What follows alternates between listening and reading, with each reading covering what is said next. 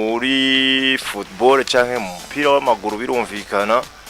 Umupira w'amaguru ni higanwa ry'icicaro ca mbere tugomba duceko gato turaba ukungene ryari ryifashe. Aho rero birumvikana yuko ari indwi igira 17 canke journée ya 17 usubiramo indwi igira 17 indwi igira 17 canke umunsi ugira 17 w'ihiganwa. Ariko n'umunsi ugira kabiri novuga gice ca kabiri cy'ihiganwa birumvikana. Rero vyari vyifashe gute mwumvise mu ntangamarara yuko naba bariko baradutelefona surtout kuri abasi amarezita mwamwe ayakurikiranira hagufi nka Aigle Noir yagiye hari yanye kwa Musonga ati babikora neza cyane gose bakora affaire dasanzwe. Rero ni journée yatanguye wanashima ku munsi wa gatanu.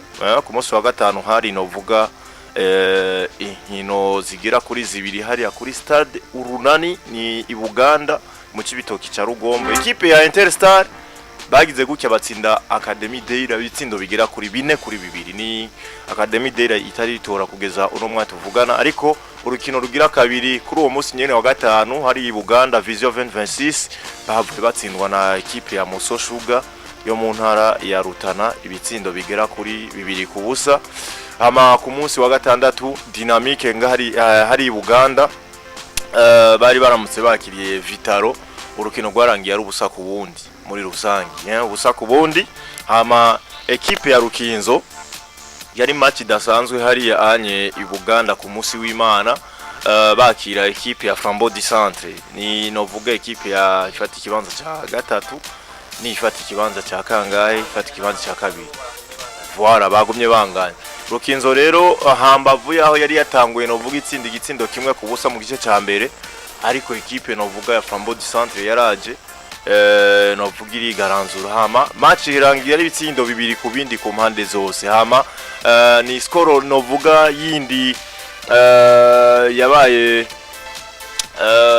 donc banganyije ku ruhande rwa Messager Ngozi na Ngozi City ya derby novuga y'Ingozi sigaye ikomeye nayo nyene ugiye kuraba bakurikirana igitsindo banganya n'amanota igitsindo kimwe ku kindi ku mpande zose. Ariko Bomamuru hari Ibuganda ku munsi w'Imana bitwaye neza nkuko byategerezwa imbere y'amasipiri. Uko biri kose masipiri ntibari kubuzana bavuga yabarusha inota rimwe.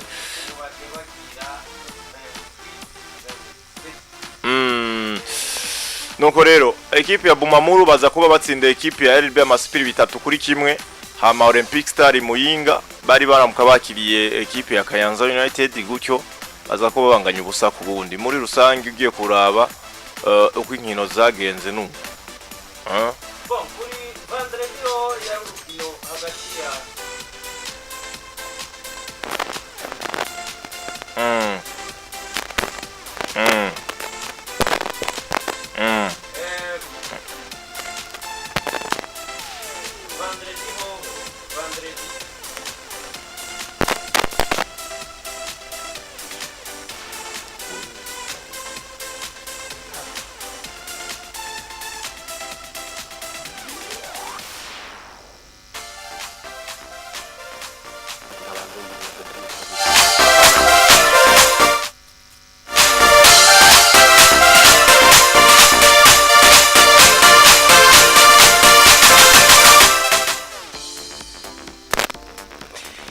twako turavuga Alonzo ko kuwa gatanu wavuze yuko Interstar hamwe na Academy Deira batandukanye ari ibitsindo 4-2.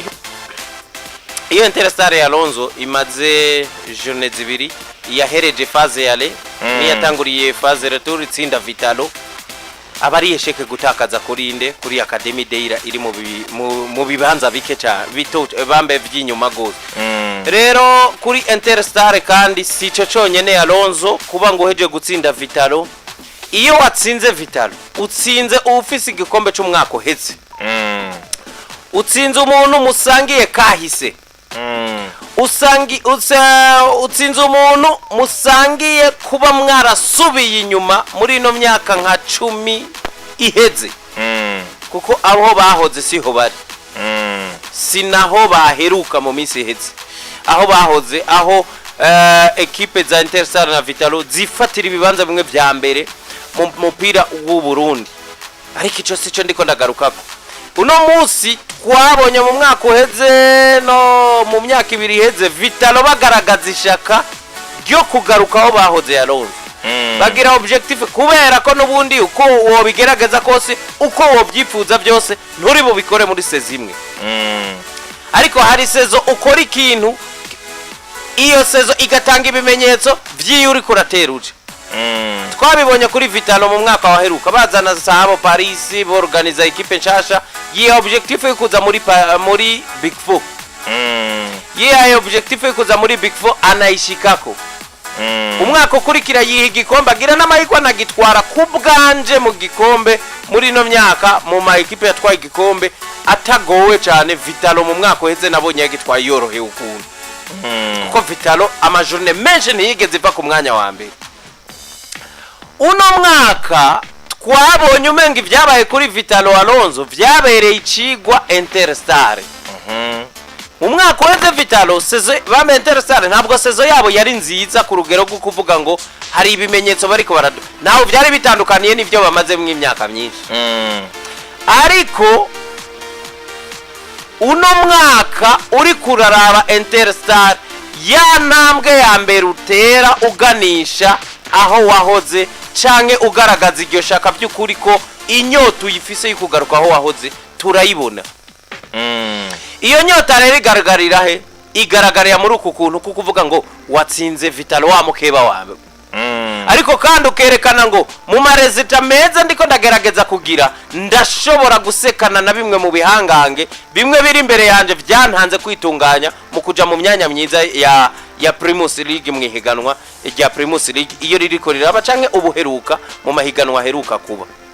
Rero iyo uri Interstar ufise iryo shaka wabishoboye ukina na Vitalo Alonso nuri bupermete ko journée kurikira uhagarikwa na equipe nka Academy Deira. Gutsinda Academy Deira rero kuri Interstar bizana ibintu bitatu. Nugushimangira yuko vy'ukuri muri Interstar hari kiriko kiraba kiriko gitera kije imbere. Hariyo kuvuga ngo jewe noneho ndashobora gukina na equipe iri muri ama equipe imwe mwatangwa championnat muhamahigwe yuko ashobora kuza agatwara igikombe baheruka gutwara no kuvuga kutetea ubingwa. Iyo ni Vitalo. Ariko kandi message igira gatatu nivuga ngo ndashobora guheza kwitwara neza imbere ya Vitalo nkaca nitwara neza no muri ya migwi nitwa ko ngeze ku gwego gukwaka amanota vyanka byakunda. Kuko Alonso iryo terambere tuvuga kuri Interstar ntirishoboka wavuye kwa Vitalo ugatsinda ugacutsindwa nande na Academy Day. Bivuze rero ngo gutsinda equipe yitwa ko uno munsi Vitalo ntituri buyite ngo iri mu migwi imbere uko champion iri kiragenda. Iri mu hagati ni middle table.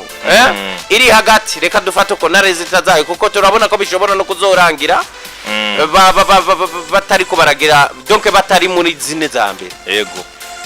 Ariko uko biri kose Vitalo dufatiye mu myaka ibiri yeze n'uno munsi twashaka kuvuga ko bari imbere ya Interstar. Ariko pourquoi pas tutari buvuga ngo réussite ya mbere ya Interstar ine saison ikibanza cyose botwara barangije imbere ya Vitalo bo babagize bagize saison nziza. Saison nziza. Impamvu uvuga ko Alonso ntaho bizopfa bitandukanye ibya Vitalo na Interstar. Vitalo zotwara igikombe mu mwaka uheze tuvuga tuti yamara Vitalo iri kiragerageza kugaruka Interstar we ntituzi ibyo kirimo. Kuko zisangiye kahise zisangiye nibibazo byo muri ino myaka ya vuba. Rero kuba bashobora gutsinda uno mugwi wa Deira baheruka gutsinda Vitalo deja n'amanota 6 muri phase retour ariko berekanye ko ashobora kwitwara neza ku mugwi wahabwa amahirwe mu rukino bakina. Ariko na handi hageze aho tuvuga tuti nawe no Interstar imbere ya Academy Deira nibo bahabwa amahirwe bagaca baza bagatsinda. Impamvu ndiko nakubwira uko Alonso urazi yuko equipe nyinshi zideseva. Si buri equipe muri football aho ihabwa amahirwe icitsinda urukino. Oh yeah. Twabikubwiye mu ndwi zibiri ziheze aho Barcelona igenda igakubita Real Madrid bitano ikananirwa gutsinda Getafe. Ziriya ni resultat zideseva. Rero iyo equipe itsinda equipe imwe wavuga ngo amahigwe yangana canke yoyo yanayisumbya amahigwe, akarorero ka Barcelona na Real Madrid canke ka Interstar na Vitalo, ariko ugacuza ugatsinda Academy Dera, niyo affaire nziza cyane kuko igushira en confiance mu buryo bubiri.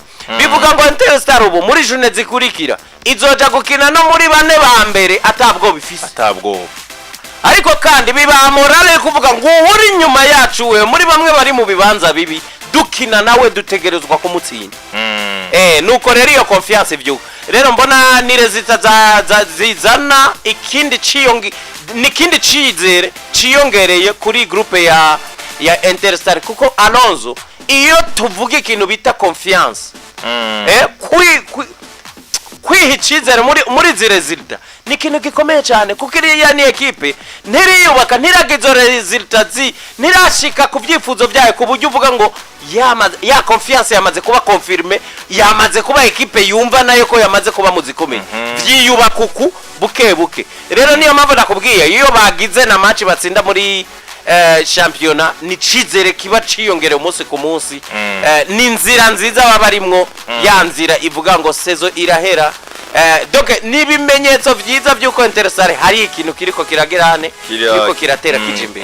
Reka nakwereka ibiharuro vyiza bya Interstar kumbure nko mu myaka novuga ni imyaka nk'itanu tutari bwayibone batigeze bagira Interstar itsinze match zine zikurikirana ku ncuro ya mbere. Ico ni cambere ariko ugiye kuraba Interstar bivuze ngo aba babiri bakinye match za mbere za phase retour baranabatsinze no muri match zibiri barabatsinze zahereza phase yale. Yego hama ikindi novuga kiri positive kuri Interstar kuri no mwanya, Interstar burya muri match zitano baheruka gukina banganyije urukino rumwe gonyene n'izo ntsinzi zine zikurikirana. Ni kuvuga yuko na equipe nimwe yo muri première division ifise resultat nziza nka Interstar muri match zitanu ziheze, kiretse equipe ya Bumamuru banganya ibiharuro.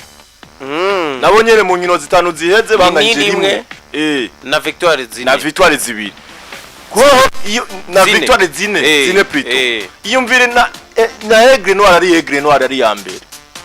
Izo resultat nabo zo bafise ibiharuro kuko banganyije kabiri mu match zitanu batsinda gatatu. Iki ni ikintu kidasanzwe kuri Interstar na mutombora. None oraba na statistique uvuze uzikompaye n'abantu n'uwa mbere n'uwa kabiri kandi uwo wa mbere baranazimurusha abandi bo nta naho naho bahuri birubaka kandi raba ibi byabashize mu kibanza ca gatanu. Voilà, ubu bari ku muryango dodora Big Four, bari ku muryango. Ni kuvuga ko equipe ya Flambeau du Centre ubunyi basumba amanota 2 yonyene ya kane Flambeau du Centre tukana ya kane nayo inyereye gatoya. Ubu rero ubwo tuvuga yuko Interstar irikwira iragwanira ikibanza ca Big Four naho nyene izoba itegerezwa kubandanya ikora ibiyishobokeye byose. Kuko ndiko ndakubwira impamvu godesheje ijambo ngo ibiyishobokeye sinovuga ngo itegezwa gushika ku byo yifuza byose, kuko n'igikombe baba bakifuza mugahara aho kiba kigize. Ariko paraporo iyo muvuye Alonso mwiterambere ryawe hari ibyo ubanza gukora abantu bakita yuko by'ukuri wateye imbere niyo utoshika kuri byose, kuko hari ibyo shikako mu byo wifuza byose bigutwaye sezo imwe zibiri canke zitatu. Ariko muri izo zibiri zitatu ntihagire nimwe igaragaza ko ari aho wasubiye inyuma. Muri no sezo reje mbona hari ico hari ikiri positive gikomeye cyane ku ruhande rwa Interstar. Baza gushika kuri Vitalo yo mbona nayo ni ntambwe itera isubira inyuma bariko baragira. Abico mbona kuri Interstar aho twoyirindirira no vuga igipimo kuri match kurikira ya Flambeau du Centre urumva ari nayo bakurikirana bivuze ngo kumutsinda uhita umwaka ikibanza mu buryo muri merite, kuko ni wowe ubucika imwaki. Aho bigore bitandukanye nuko Flambeau ija gutsindirwa ahandi wowe ugatsindira ahandi ukayija imbere mugabo uyitsinze mu buryo buri direct.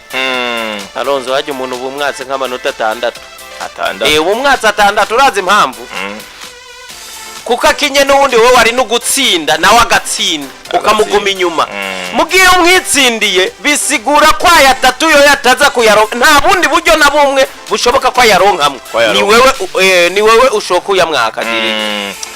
Match rero yari yabahujije hari Uganda muri phase bari banganyije cette fois-ci Interstar izogenda igitega ku mugwa mukuru wa politiki azo ari gerekerezo rya kabiri n'igipimo kidasanzwe azo bari weekend iza ku munsi w'Imana genekerezo rya kabiri Flambeau du Centre bafite agashavu kuko banganirije Uganda na Rukinzo ariko kandi Flambeau du Centre niyo yogira resultat nziza kuri Interstar no kwipfuza ko Interstar zitabahungabanya kuko ni equipe iharanira ibirenze ivyo Interstar ikiraharanira ino sezo yiyubatse kurusha uko Interstar nibyo iriko nahibarizwa donc nahandi barizwa haratandukanye gatoya nibisigura yuko biteye isoni ko Interstar itsindwa nande na Flambeau du Centre nivyo ca bija muri vya bindi bibaja mu mutwe vuga ngo bwabo ntiturakomera oya ni bintu nifuza yuko bogumana mu mutwe yuko batsinzwe n'umwe mu bashobora ko batsinda muri ino sezo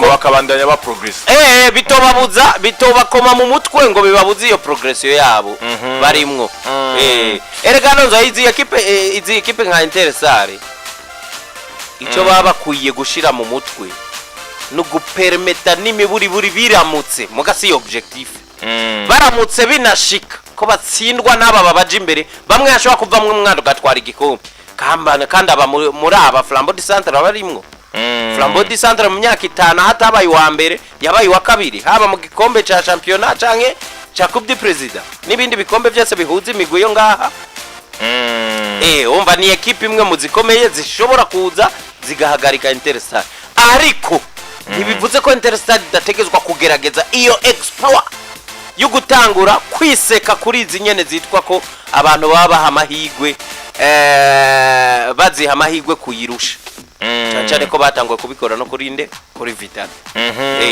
iriya morale bakuye kwa Vital niyo bakuye gukoresha no kuri za Flambeau du Centre hajya ntiwibaza ngo na Flambeau du Centre zoza zigaya Interstar barazi yuko bazoba bakina match imwe mu zigoye muri sezo imwe mu match ashobora kuziviramo gutakaza amanota nuko tuvuye kuri no match ya Interstar na Deila yo yubona ko ivyabo bitameze neza namba kuko giye kuraba biharuro ni bibi cyane gose bandanya biba nabi ni bari mu kibanza ca 15 hari ya murongo utukura basumba amanota 2 equipe ya nyuma y'amasipiri nayo nyine bitameze neza ariko dynamique nayo aho bariko baratomborera ni unuko ino migwi ya Deila itari kurigenza neza itari kwiragerageza no vuga kuva muri bino bibazo barimwo rero nuko bimeze ariko uko twico twababwira cyo nuko ni equipe ya Deila atagikozwe ibintu bishobora kuyangara reka tuje kuri no match ya Vitalo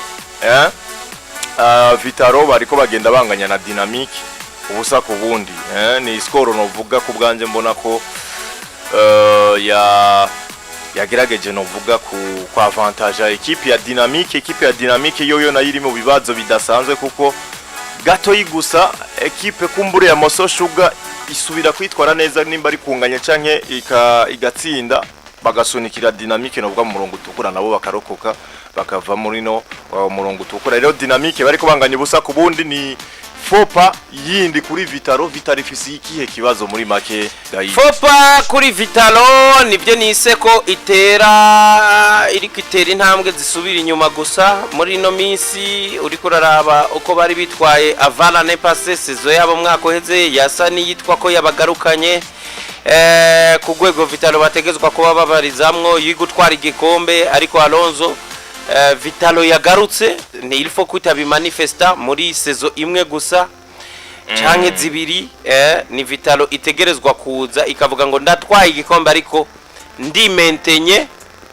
muri Nziza nk'ubu turashaka kuvuga umwaka Flambeau du Centre tatwaye igikombe muri no myaka ya vuba ariko hari ubwiza Flambeau yaba yerekanye kwiruka kuri course y'igikombe no musi rero dutangwe phase retour tukabona Vitalo nturi muri course y'igikombe ya Alonso ni intambwe isubira inyuma wasubinye wateye ariko iva kuri bimwe twama tuvuga ko equipe za hani wacu Alonso iyo zitwaye igikombe zitakaza abakenyi benshi zitakaza inguvu nyinshi zidandaza abakinyi benshi nivyo.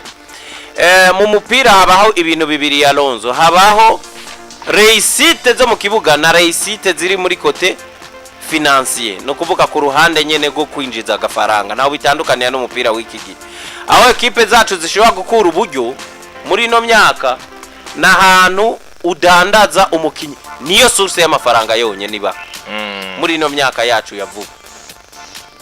Reko Vitalo kuba ishobora kuba uno musi igeze mu kibanza ca kanga c'icumi watwaye igikombe mu mwaka uheze, twarabibonye kuri Buma muri umwaka uheze, si shusho nziza, ntibisa neza aho ekipe yatwaye igikombe muri championnat. Ntabwo n'umuntu ashaka kwibaza ati ariko iyo championnat imeze gute? Iyo championnat aho n'uwari we wese azagatwara igikombe bukurikira akazimanganira kure, si byiza. Championnat ya mifisa validere urumva. Rero kuri Vitalo, ariko ku rundi ruhande Burundi Sport Dynamique nayo ni ekipe babangamira cyane, n'igihe batwaye igikombe iyi ekipe ntiyaboroheye Alonso, urabyibuka. Burundi Sport Dynamique yarabatsinze muvuga match yale eturumengo baranganije, ni ekipe itaboroheye no muri saison bitwa ko bameze neza cyane ku rwego rwo gutwara igikombe. Rero urumva ko ibintu si byiza kuri Vitalo, abantu bariko baribaza ati mbega aho bari ikihe kibazo ku ruhande rwa Vitalo, nabakinyi bavunikishije, nabakinyi batakaje mu mwaka uheze. Rega ekipe ya Alonso ntikomera mu gutakaza abari bakomeye, ekipe ikomera mu kugumana abakomeye, ahubwo no kongereza abakomeye, ahubwo no kuraba muri iyo saison ni bande batari bameze neza akabari bo bosohora. nuko kumbure novuga nuko bimeze ku ruhande rwa Vitalo. Ikibanza c'icumi bafise match ikomeye novuga muri weekend iza kuri june ya 18, match novuga bazokina na Musongati, match bazokina na ekipe ya Musongati. Musongati nayo ubona ko uko baguma batakaza bari kwasubira inyuma, ni match ikinika kuri Vitalo babaye serie, kuko na Musongati si ekipe iri kiragira resultat nziza cyane ku rugero rwo kuvuga ngo Vitalo buhohirago. Ni match ikinika mugabo uri serie ni wazotsinda nyene, uri serie ni wazotsinda, kuko Vitalo yo turabona yuko nayo nyene itanguye kuja muri za nta kigenda. Iyi ekipe ya Vitalo Alonso yigira resultat mbi nkizi biriko yonona ibintu byinshi cyane.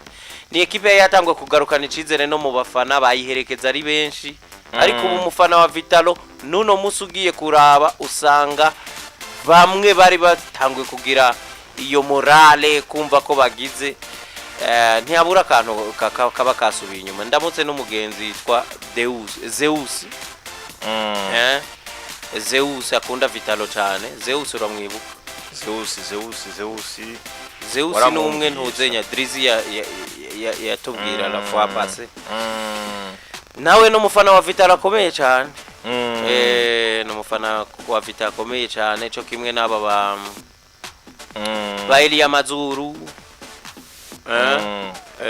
No mugenzi yitwa Kirahwata nawe akunda cyane B-Sport.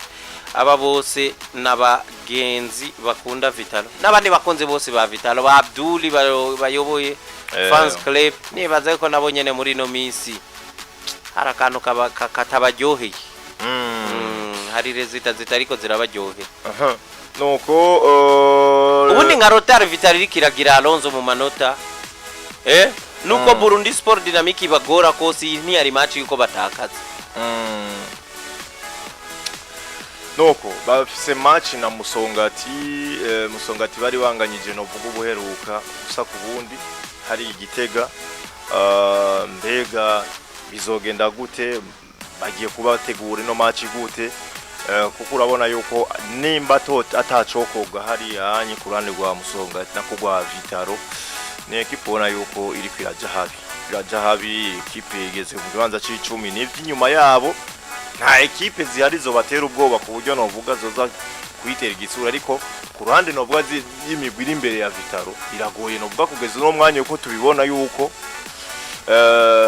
yuko bopfa kubaka ivyo bibanza byo erega equipe ya Alonso uyamahirwe parapo y'ibimenyetso itanga nenye mutsindwa na Burundi Sport Dynamique twibaza ko zotsinda Musongati nubwo na Musongati naye ni tariki yifasha aho ndagoyakarawe kuri cyo wari kuravuga abimbere yawe nturi bugera ukina nande na Aigle Noir ngo tuvuge ngo uzosekana na Aigle Noir umuntu muhamahirwe paraporo y'ibimenyetso ariko aratanga muri iyo misi mu bimenyetso navyo haba harimwo gutsinda nuko ariko witwa Arsene Bucuti numuvugizi w'ino equipe kuri kino kibazo turiko turibaza ikibazo kumbure novuga kiri ku ruhe ruhande agiye turiko turagerageza kuvuga nabwira ati buri equipe yose ikina na Vital ngiyo match ifata nka derby ifata nka derby ngo nico kibazo Vital ifise ariko cyo nico bari kibazo se cyose no Vital ko ibizi nayikori muri iyo match yoyo itegura gute iyo challenge kumbure ico kintu Arsene avuze jewe ndacemera kuri buri equipe iheruka gutwara igikombe ico ndacemera uzora na mondiale baviza equipe giheruka ariko Alonso ku rugero rwaho Vital igeze mu kibanza c'icumi ni imwe mu mafacteur ariko mu ziri principale no duta mu mafacteur ari principal ko atumye umusaruro mubi wa Vital no duta icambere kibanza ntico bari ariko igaragara eske Vital abakenyi yatakaje yarabasubirije ku rugero rwabagiye ku buryo Vital no munsi ikomeye kurusha y'umwaka uheze ikibigaragaza ni resultat zabaje kuko abagiye bobo barasize umusaruro wabo utwara igikombe no munsi yaba Vital ndayibona mu mwanya wa kabiri ukabona ngo irushwa na Aigle Noir rinota Aigle Noir irusha Bumamuru nari kuvuga nti peut-être kamwe mu bintu biriko biratuma Vital nuko bayikaniye nko kwa Arsene bivuze